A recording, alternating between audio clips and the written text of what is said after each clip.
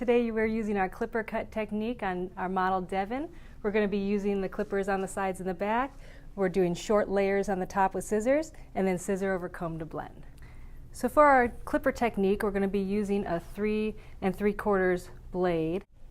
You want to attach the blade when the clipper is on and running. This is to ensure that it properly lines up and it doesn't fall too hard into the carriage. In time, if it continues to fall too hard, it will become loose and pull the hair. And this is the same when you're taking the blade off the clipper. You want to take it off with the blade running. We're going to start at the nape of the neck. We're going to keep the clipper blade flat against the scalp, working upwards, scooping out to preserve weight. We're going to overlap each section to ensure that no hair are missed. And working from the middle out. You can use your comb to help feed the hair into the clipper. We're working against the growth pattern of the hair to remove the most amount of weight. If you want to preserve weight, you would work with the same direction as the growth pattern. And we're working from the center to the ear on the other side in the same motion. Working towards the ear, moving the ear out of the way. We're going to first check for balance, using our comb as a ruler to make sure that we're even on both sides. Then moving from behind the ear to where the hair connects to the face, we're going to move the ear out of the way. And we're putting our clipper against the head, but tilting it slightly so that we are preserving weight here so that we have room to blend. Going around, doing our C shapings around the ear, working from the sideburn up, scooping out to preserve weight so that we have room to blend. And then once that's complete, we're going to move on to the other side and working again from behind the ear to the front for the faces, moving the ear out of the way, tilting the clipper slightly so that we preserve weight through the parietal ridge. Now we're going to go in front here and we're going to check for balance on each side, making sure that we're even. Next step is we're going to comb and dampen the hair, and we're combing and dampening at the same time to help with efficiency. We want to keep the bottle at the same distance from the head to ensure even saturation throughout the hair, and even moisture will give us a more balanced haircut. We're using 2 or 3 fingers on the trigger of our water bottle to be sure that we are not straining or stressing our wrist. I'm going to be applying Fast Form cream gel to the hair. This is going to help maintain moisture balance throughout the haircut, add texture. I recommend 2 pumps for your hair. I'm going to emulsify it in my hands first. I'm going to work it through the hairs, starting in the front, working it all the way to the back, getting it evenly saturated, and then going from root to ends. Next step is we're going to create a design line in the front hair. So we're going to take a center part and take a design line in the middle, and we're going from point of origin, which is the middle, to point of destination, which is where the clippers ended. So we're going to do about half of the hair in front here. We're using our comb as a ruler and going from the center guide to the outside. I'm using small quick snips with my scissors, not going past my second knuckle to ensure that I don't cut it off. And then over this side.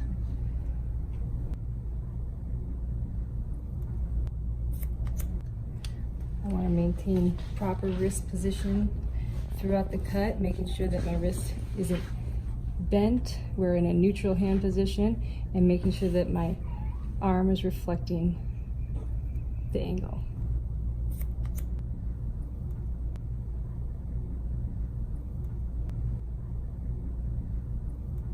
Okay, now we're going to find our radial guide or a bounce point, and this is going to be the point of the hair where the cowlick is formed.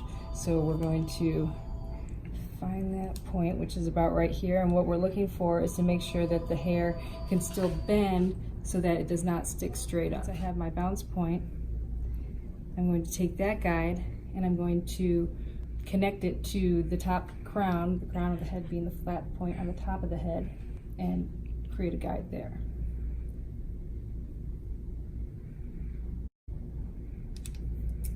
Going straight out from the head, small quick snips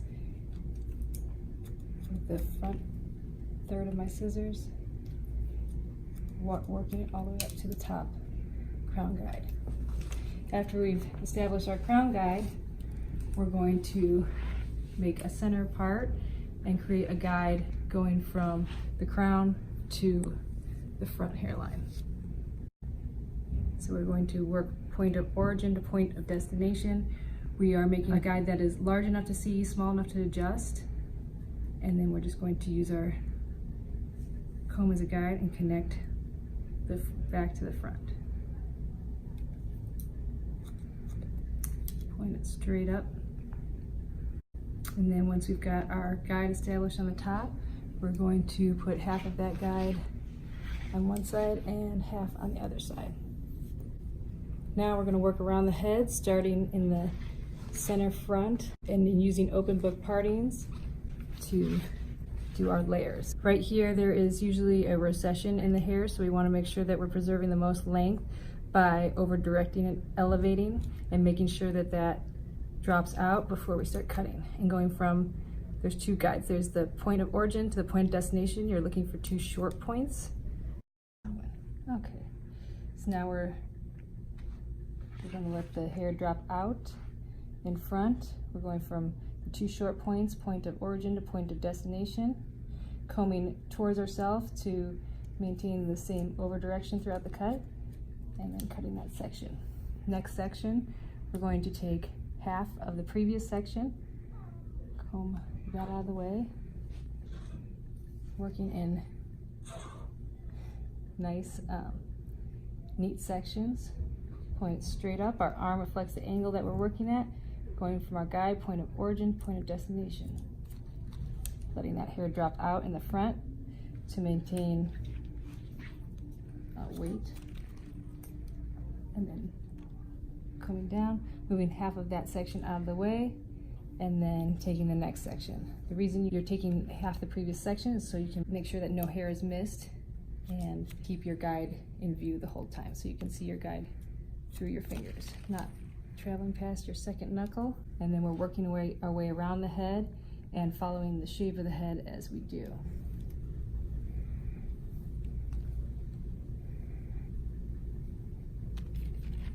So we're just going to continue around the head, going from point of origin to point of destination, combing towards ourselves to maintain the same over direction throughout the entire haircut, working in the shape of the head around the head.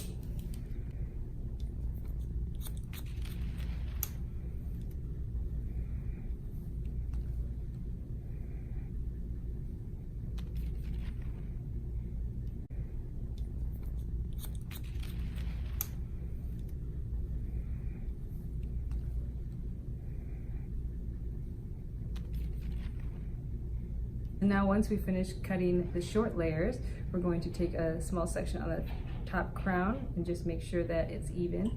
And then going back through the haircut, and this is a quick check, we're using our pinch partings. We're taking a section about as wide as the comb and then pulling the hair out to cutting position and taking off any excess hair that we might have missed. Remembering that in the front we had over directed it to let the bottom drop out to preserve weight in the recession. And this is just a quick check. If you notice a lot of hair needs to be removed, you can go back into your original cutting position and start from there. This is only taking off minimum hair, not a lot of hair. So once we've checked for balance, it's time to go in with our clipper over comb and blend this weight line out. And once again, to, when you put your blade onto the clipper, you want to turn the clipper on, attach the blade onto this metal here, and then click it down while it's running so that the blade doesn't fall too hard and loosen the clipper. I'm going to be using my handshake grip, and I'm just going to start removing this weight. So you're looking for 2 short points, and we're going to clean up this weight line. And we're using the large teeth of our comb. I'm going to be using my 000 to blend, and the reason for this is because anything larger than a 000 or a 5/0 would not be level with the comb, and it would have a guide in between where you'd have to push the comb closer to the head to get it even. So we're going to be using this.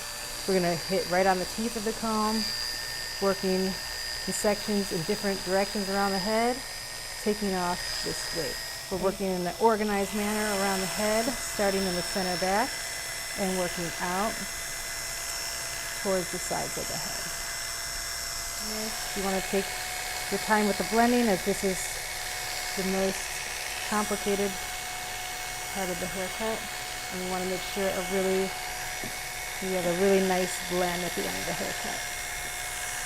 You want to make sure we're not going too high up with our blending. You don't want to go too far above the rounds of the head, or the hair will just start sticking straight out. We want to keep it a little bit lower so that you can create a bend in the hair on the bridal ridge. I'm using my finger as kind of a kickstand against the head, just in case the customer moves, or if you're working on a child and they get squirmy, you want to make sure that you have something kind of supporting your hand so that you don't slip and create a hole. After you do this, you're going to remove this blade and put on your 1.5 blade. As you can see, the clipper leaves a different texture than the scissors, so we're going to go over it with the 1.5 blade, using the large end of the comb and using the teeth on the blade just to create a little bit of texture. You're not going to be removing a lot of hair, just texturizing it. So another way to texturize, to blend these two textures, is to do a clipper over or a scissor over comb with your thinning or texturizing shears. And you're just going to keep the blade moving up that parietal ridge, and that will help blend those textures together. You don't want to do this too much because you can create holes in the haircut. So the next step is we're going to work on the guideline around the hairline and create a nice clean hairline. So we're just going to kind of stamp this out first, going from center out. I'm going to use my comb as a ruler and check for balance. And then I'm going to come in and go, or the nape of the neck to behind the ear, stamping out. We're going to round this corner a little bit. We're going to go do our C shapings around the ear. You don't want to go too high up unless they request the white wall look. And then we're going to go to the front of the ear. And I'm actually going to take my pinky and stick it in the ear in order to move it out of the way.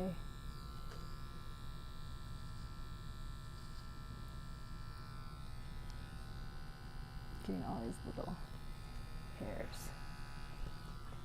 Moving the ear out of the way. You can also go in with the sideburns with your clipper over comb technique and thin those out.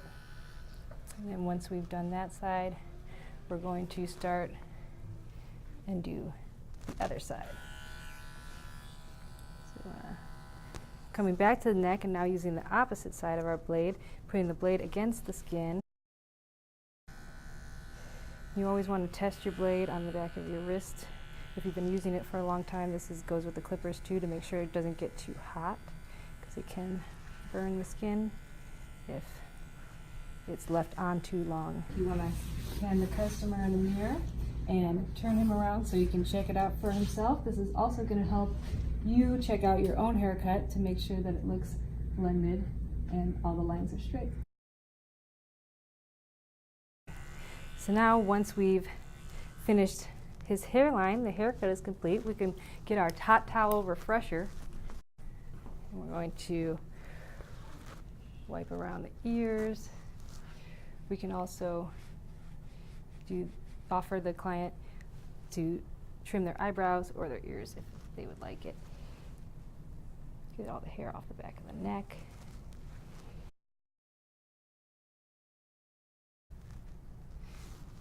Now once we've completed our hot towel refresher, we'll put some product in the hair and style it and show you the finished result. And here we have our finished result.